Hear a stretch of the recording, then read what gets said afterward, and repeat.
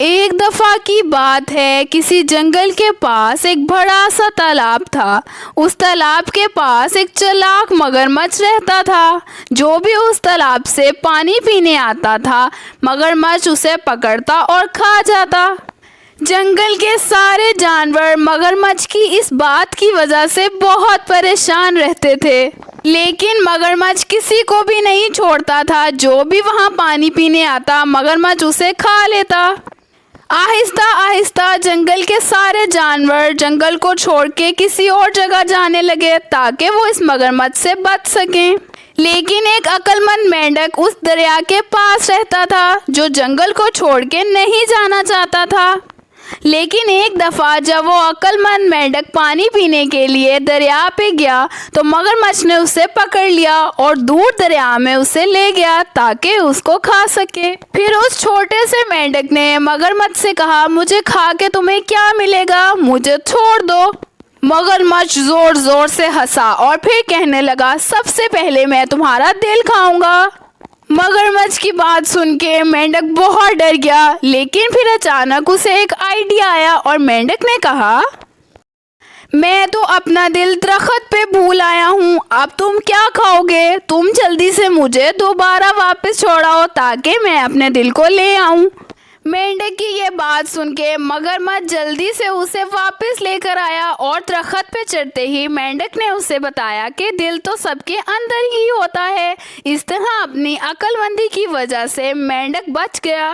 اب مگرمچھ کو مینڈک پہ اور بھی غصہ تھا اور وہ ہر وقت اسی کی تلاش میں رہتا کہ کسی طرح مینڈک کو پکڑے اور اس کو کھا لے۔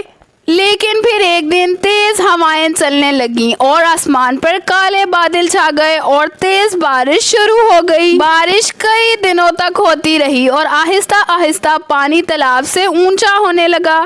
پانی کی سطح اوپر آتے ہوئے دیکھ کے مینڈک پریشان ہو گیا۔ اس کو سمجھ آ گئی کہ اگر بارش اسی طرح ہوتی رہی تو ہم سب ڈوب جائیں گے۔ مینڈک جلدی سے مگرمچھ کے پاس گیا اور اس سے مدد مانگی کہ ہم مل کے دونوں بارش کے پانی کو بھرنے سے روک سکتے ہیں۔ مگرمچھ مینڈک کی مدد بالکل نہیں کرنا چاہتا تھا، لیکن پھر بھی مگرمچھ نے ہاں کر دی۔ مگرمچھ نے اپنی لمبی دم کی مدد سے سارے پانی کو پیچھے ہٹا دیا، جس سے جنگل کے دوسرے جانور ڈوبنے سے بچ گئے۔ اب مینڈک اور مگرمچھ اچھے دوست بن چکے تھے کیونکہ دونوں نے مل کے ایک دوسرے کی مدد کی تھی اور پورے جنگل کو ڈوبنے سے بچا لیا تھا۔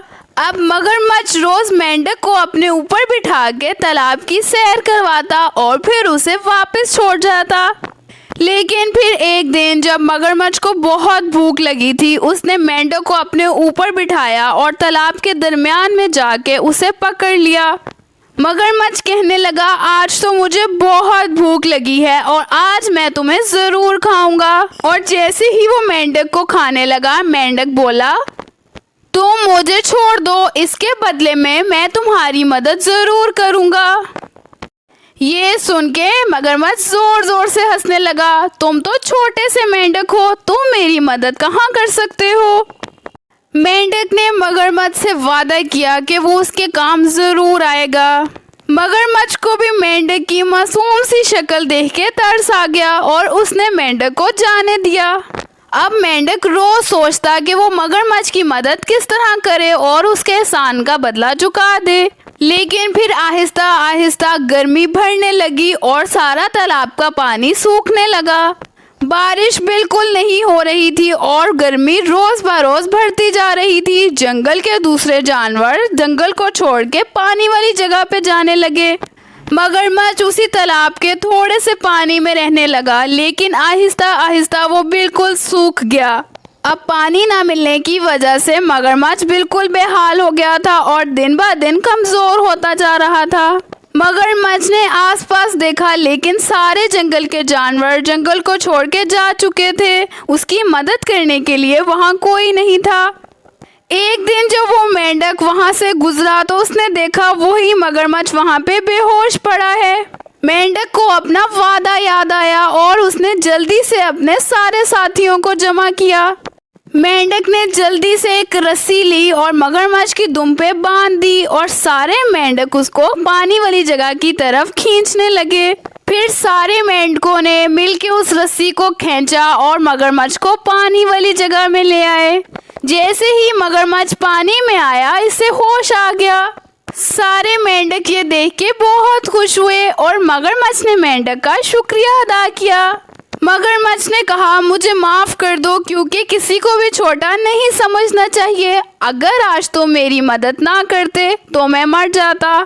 مگرمچھ کی یہ بات سن کے سارے خوش ہو گئے اور وہ ایک بار پھر سے اکٹھے ایک ساتھ رہنے لگے۔ اسی کے ساتھ یہ کہانی ختم ہوتی ہے۔ ملتے ہیں نیکسٹ سٹوری میں، تب تک کے لیے اللہ حافظ۔